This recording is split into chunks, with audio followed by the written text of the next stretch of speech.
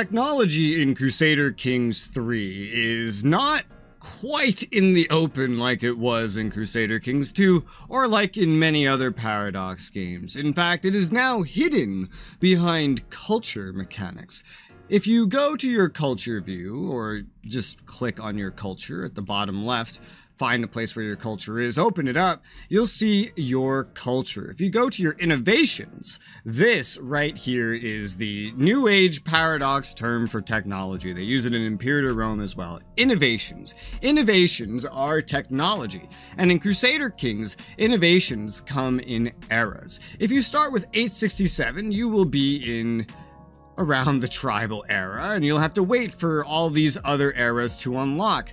I started in 1066 to give you an idea of what this all looks like later on. The only era not fully unlocked in 1066 is the late medieval era. We technically start in the high medieval era.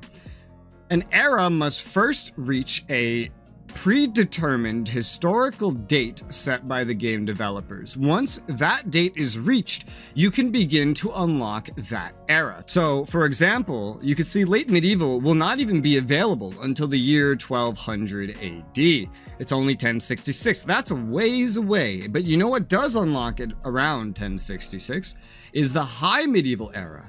Yet playing as the HRE, we don't actually have this. That's because it wants us to have enough innovations, technologies unlocked in the prior era before we can actually unlock the next one.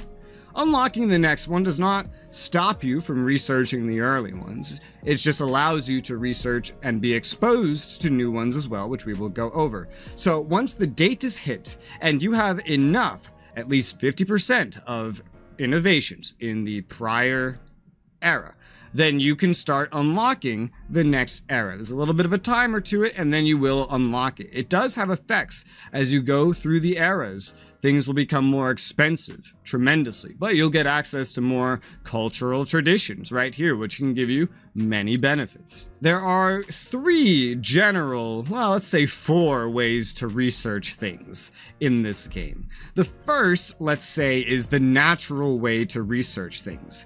This tech, battlements, will research itself eventually. According to this, it will take 343 years, but it will eventually reach this, no matter what. Even if all it's taking into account is this base chance to gain progress, plus a little bit of extra from having an average development in your county. So this is where the Franconians are, for example. If I go to a Franconian county and I find there's a development of 11 and it's growing, then if we raise the development of these counties, it's the average, then our chance to research things in general will go up, because development shows your wealth. Your wealth means you can research better and are able to come up with new technologies with the resources at your disposal. Going back to the culture, the innovations, the next way to research would be exposure. This is what exposure looks like. It's blue. It's a blue highlight around a tech. If you hover over, you'll see exposure. We share a religion with the Sardinians, which is a culture that already has this tech. And because of that, we will be unlocking this much faster. 40% faster. Not 40% faster than otherwise, but 40% when you are on a scale of 5 to a 100% chance to gain a bit of progress towards a research. What would have taken 343 years is now going to take 38 years. The third way to research is the way you have the most direct and initial control over, which is setting a fascination. As we see here, this is what a fascination looks like. It's a more yellowish highlight, I guess.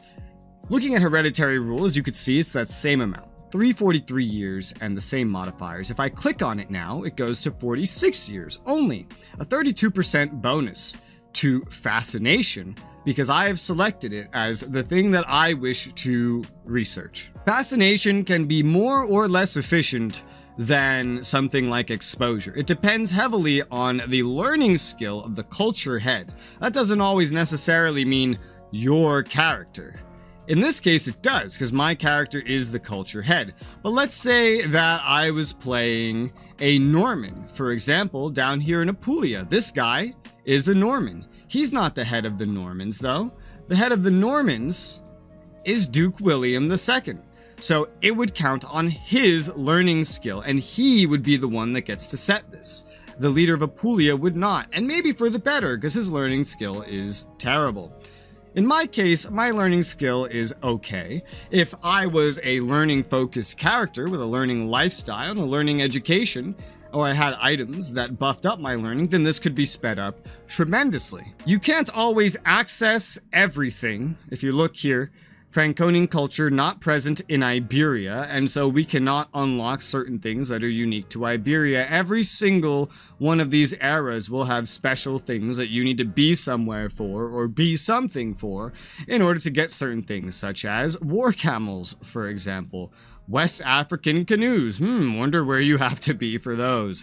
Western Africa. We do get access to this word right here that I'm not even going to try to say.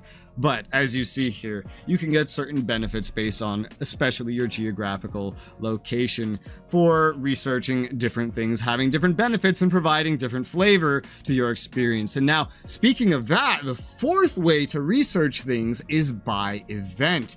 So if we go ahead and look at decisions, we have a bunch of events over here, such as restoring the Roman Empire and etc. If you play as around Italy, for example, and you completed an event to unify Italy, which we don't actually have right now, but especially in age 67, if you play as Italy, you'll see this.